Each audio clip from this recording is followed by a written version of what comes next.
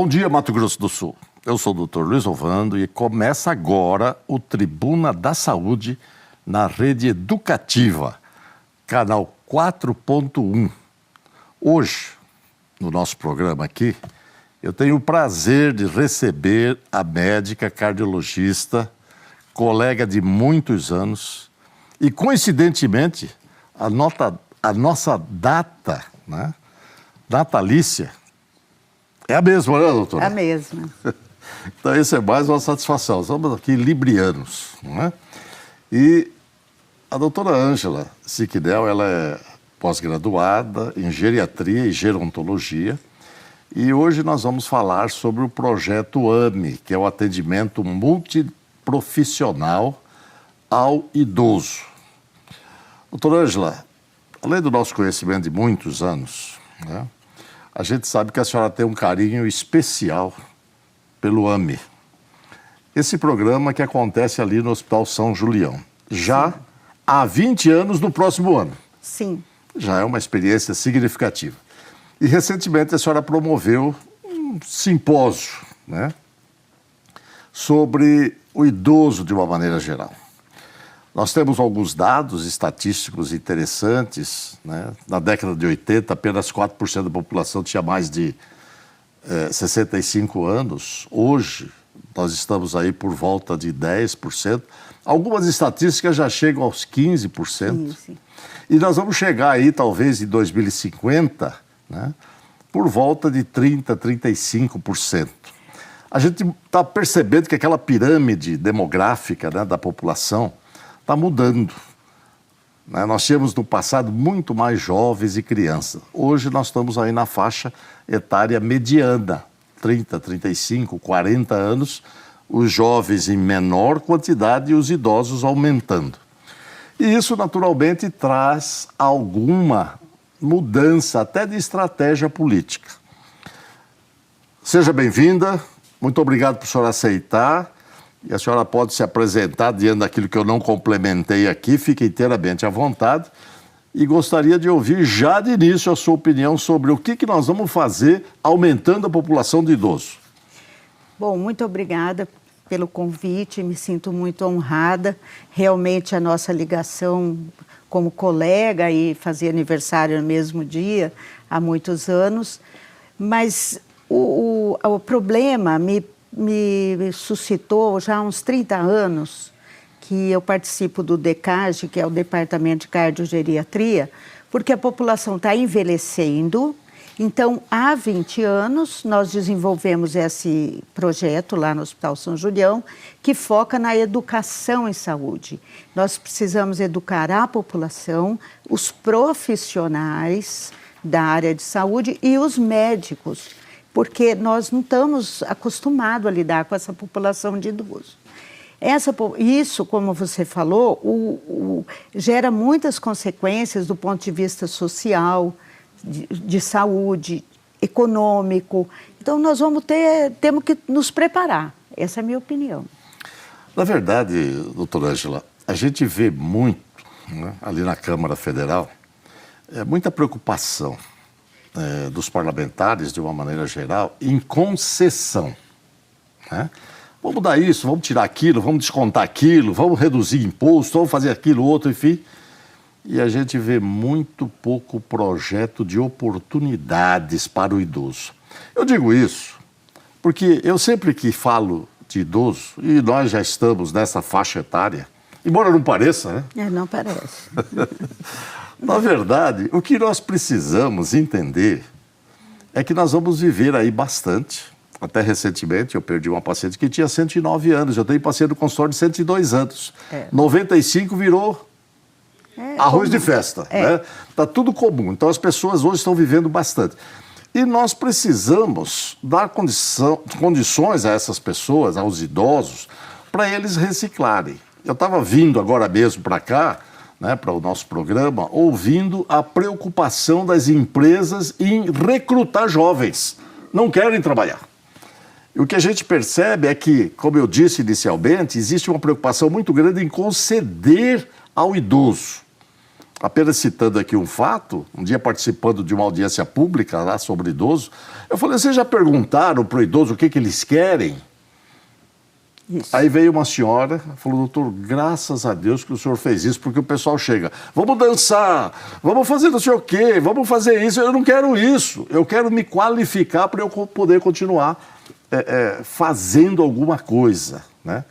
Com os idosos está a sabedoria, a gente diz isso, e biblicamente nós vamos viver bastante.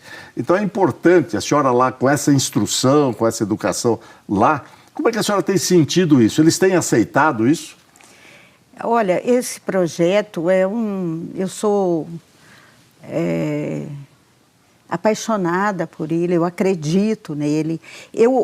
Nós fazemos a palestra uma vez por mês, o deputado já foi algumas vezes fazer a palestra, mas essa palestra é curta, é meia hora, porque eles falam, eles que colocam, eles que veem as necessidades, porque hoje, inclusive, nesse tema, muitas empresas estão procurando os idosos para trabalhar, existem oportunidades para eles trabalharem. Então, nós ouvimos essas pessoas, uma escuta qualificada com a equipe de psicólogas, de nutricionistas, e eu te confesso que nesses quase 20 anos eu aprendo muito com eles. Quer ver um exemplo simples? Um idoso levantou e falou, a gente tem que usar sabonete líquido, porque senão o sabonete cai e a gente vai abaixar para pegar e acaba caindo. A queda no idoso. Então a gente aprende com a simplicidade deles. É verdade, mas isso é importante, são as observações, né? O idoso é perspicaz, felizmente nós temos ainda muitos idosos e, como eu disse, né, na abundância de dias está o conhecimento, né? Então nós temos que entender isso daí e é fundamental a gente ver iniciativas, né, da comunidade de uma maneira geral, principalmente as empresas, né, dando oportunidade aos idosos. Mas também precisa mudar a cultura do idoso e parar com aquela história, não, eu quero me aposentar, ficar em casa, aí ele vem a doença. Mas nós já vamos falar sobre isso. Eu gostaria aqui de aproveitar, e tem a pergunta da Dercy, vamos ver o que a Dercy tem de questionamento.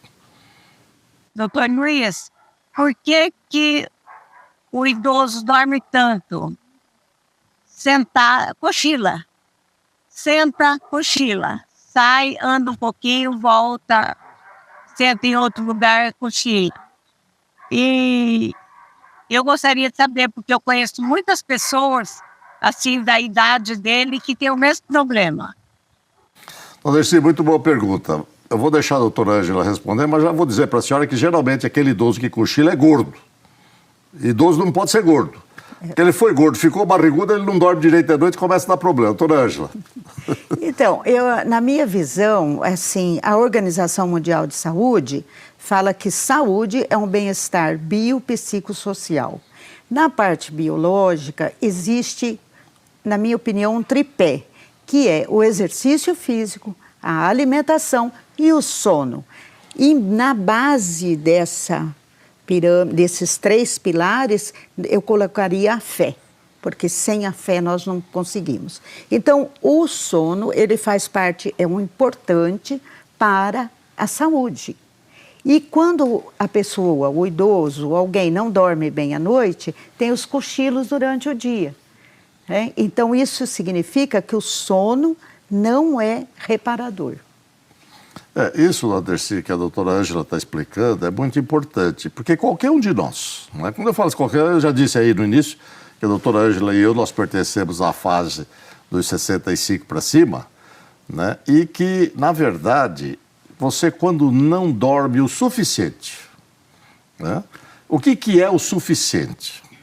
Tem pessoas na população, em torno de 5%, 4%, elas precisam dormir 3, 4 horas só. A grande maioria da população precisa de 7, 8 horas. E o idoso dorme menos um pouco, né? Aí quando você levanta às vezes de madrugada, que você tem que viajar, fazer alguma coisa, você já sai com déficit de sono. Aí a hora que você almoça, geralmente quando a gente come, você fabrica ácido e aí cai o pH, ou seja, aumenta o pH do sangue. né? Aumentando da sonolência. Então, normalmente, depois do almoço, as pessoas tendem a cochilar. Se é esse o cochilo, não tem grande problema. Agora, tem gente que está sempre dormindo. Aí tem que ver porque não está dormindo de noite, não está aprofundando nas fases do sono. Mas aí tem que conversar com o médico. Aquilo que eu falei sobre a questão do excesso de peso é decisivo também. Então, às vezes, é por isso. Ou não dorme bem, claro. Aí tem que ver se a pressão está alta, se o colesterol está bem, se o diabetes está descompensado. Como é que estão as coisas que a doutora já chamou a atenção. E às vezes até falta de ter o que fazer. Fica sentado aí dá sono. Então você tem que se mexer. Viu, dona Dercy? Então fala aí para quem está dormindo muito, vai procurar saber se tem algum problema, né? Ou se tem alguma outra coisa a mais, né, doutora? A apneia do sono, né? Que tem vários tipos de insônia. E como o deputado falou, existem pessoas que dormem 5 horas e outras que precisam mais. O que acontece? Depende, por isso que eu falei reparador. Você desperta bem, você acordou bem, então é reparador o sono. Pode ser 5 horas. Se despertar bem, está com vontade de fazer alguma coisa. Despertei. Eu, por exemplo, eu não tenho despertar bom. Eu fico assim até despertar, daí eu acordo. Mas, enfim, a questão do sono o sono é importantíssimo para a nossa saúde, importantíssimo, e ele precisa acordar. Existe um outro ponto também, que as pessoas levantam muito à noite para urinar, principalmente os homens que têm hipertrofia prostática, então isso atrapalha o sono. Né? Tem que ver o que é. Fica difícil de voltar a dormir. Isso. Principalmente se ele já dormiu uma certa quantia de horas, né? Então não está cansado, dormiu, já descansou, vai no banheiro, volta, tenta dormir e vai ficando, né? Vai acumulando verdadeiramente. Doutora, nós estamos chegando ao fim do nosso primeiro bloco e nós vamos, no segundo bloco, conversar sobre as questões das doenças. A senhora falou sobre instrução, sobre esclarecimento de como proceder. A gente vê, isso aqui é um dado estatístico já antigo, eu não sei se mudou, mas certamente deve ter mudado, porque hoje existe muita propaganda de remédio, né? Mas que as pessoas acima de 65 anos, né, grande parte delas, mais de 60% delas, tomam 4 ou mais remédios. Às vezes são remédios necessários, outras vezes nem tanto. Então, assim que a gente voltar, eu gostaria que a senhora fizesse uma abordagem sobre essa questão das doenças e também da medicação, que é fácil hoje comprar remédio. A gente sabe, com exceção de alguns que são mais restritos, mas de uma maneira geral, os remédios são estimulados na nossa sociedade em vários meios de comunicação.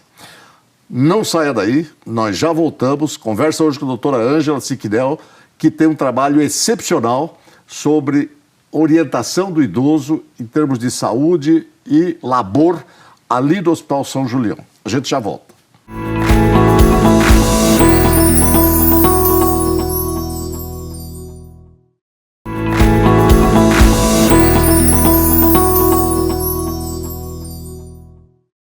Voltamos a apresentar o Tribuna da Saúde aqui na Rede E de Mato Grosso do Sul. Acompanhe ao vivo pelo portal da Rede E e participe, mandando sua sugestão para o WhatsApp 998321122.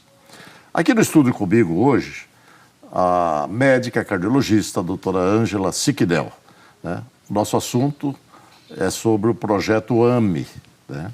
E complementando aqui, eu quero dizer que a doutora Ângela, ela é preceptora do programa de residência em clínica médica ali no Hospital São Julião.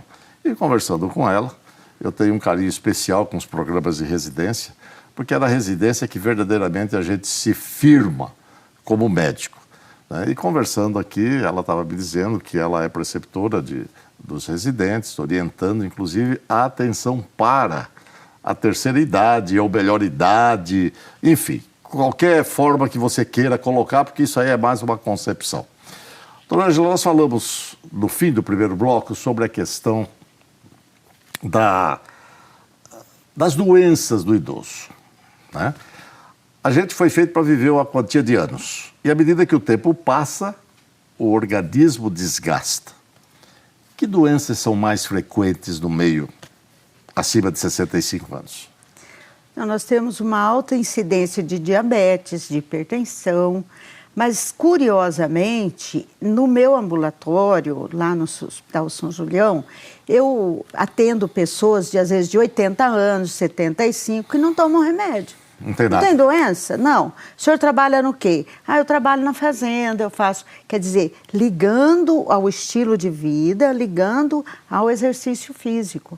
Tem muita gente que não tem.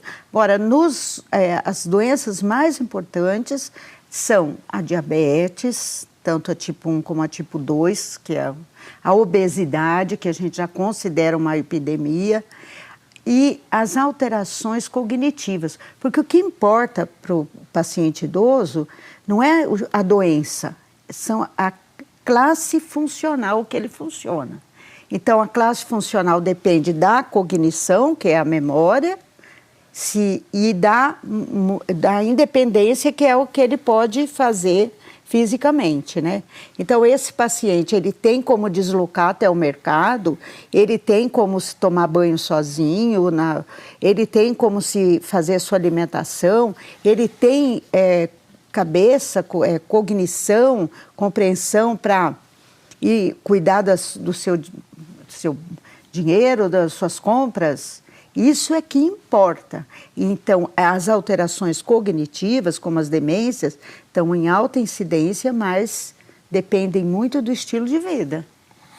Isso é importante, né?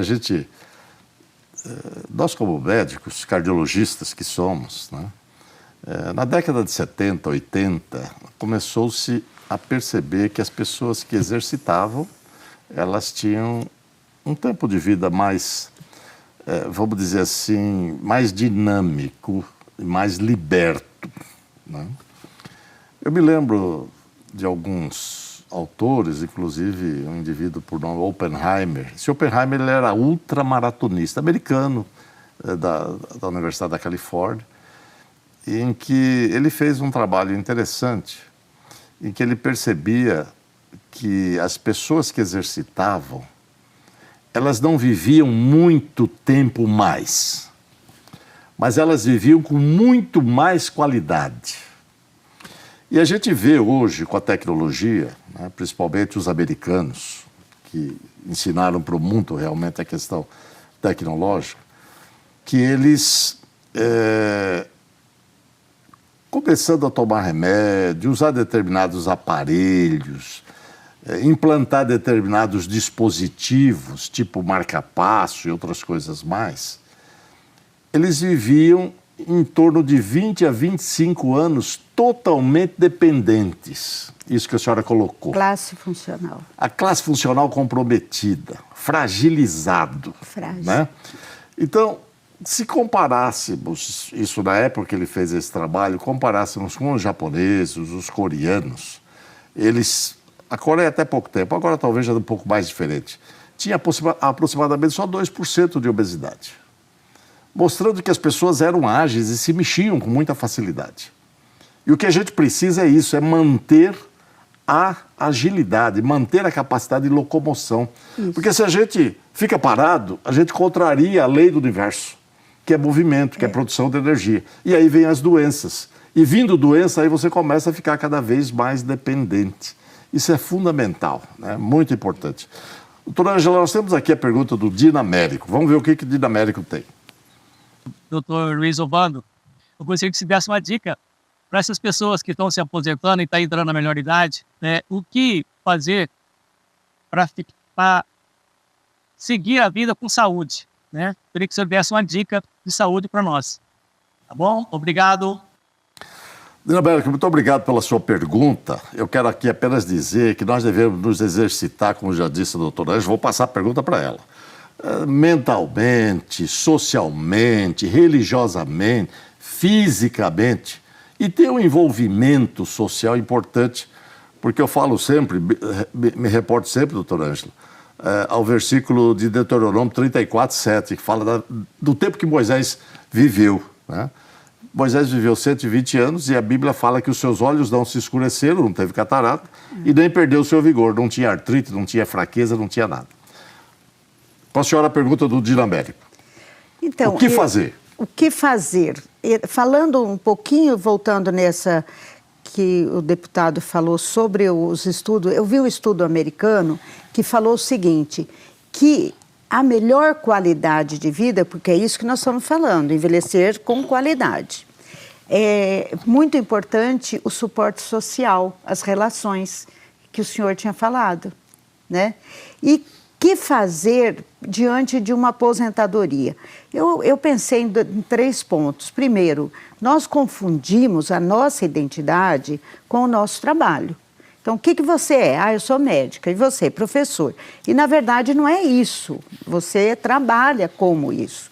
Daí, quando chega a aposentadoria, a pessoa fica esperando, tal, fica feliz, vou pôr o pijama, vou ficar em casa e uma semana depois está descompensado. Está entediado, né? Entediado. Por quê? Porque ele não está na onda, ele não está ativo. É isso que o senhor falou. Você tem que entrar em atividade. Então, você tem que fazer ou um trabalho extra ou vou convidar todo mundo para fazer um trabalho voluntário, que é o que nós fazemos no Hospital São Julião há mais de 20 anos, no caso. E você trabalhar como voluntário, parece que você está dando alguma coisa. Na verdade, não é isso que acontece, você recebe. Você sempre está aprendendo, sempre está doando.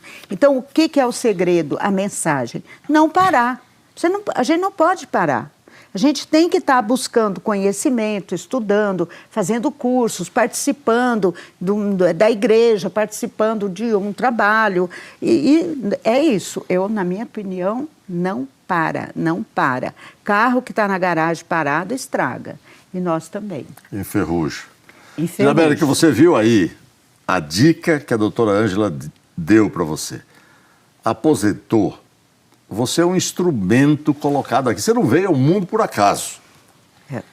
Você é uma pessoa que recebeu determinados privilégios. E aqui, mais uma vez, em relação à Bíblia. A parábola dos talentos que Jesus Cristo contou.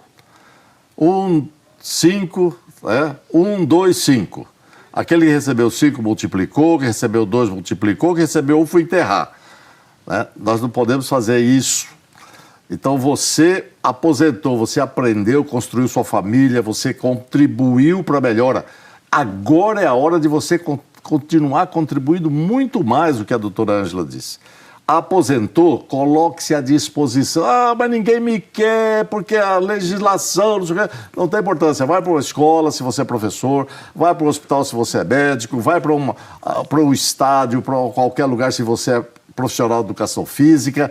Aquilo que você faz, continue fazendo, aprimorando, porque o lugar onde você está, socialmente, precisa de você. Isso faz parte de boa perspectiva de saúde. E claro, como a doutora já disse, não se esqueça de se exercitar, não esqueça de fazer uma avaliação de tempo em tempo, né, doutora?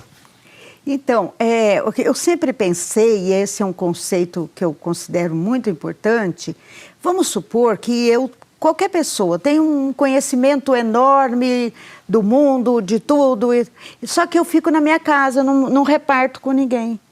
O egoísmo total é o talento enterrado. Não é? Então, a gente tem que contribuir. Todo mundo tem alguma coisa para dar. Então, se você sabe plantar mudas, se você sabe fazer uma torneira, você tem que... Não adianta você ter dons, talentos e conhecimento e deixar para si. O que adianta? Não adianta nada. Diz aquele ditado, ninguém é tão pobre que não tenha nada para dar e nem tão rico que não possa receber. Na verdade, nós temos muito a contribuir para o meio. E o idoso, quando ele percebe isso, aumenta o tempo de vida. A longevidade passa a ser... Nós fomos feitos para viver 120 anos.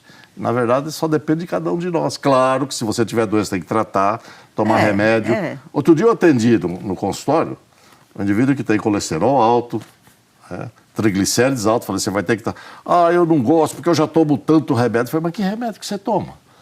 Tem vitamina D, está jogando dinheiro fora.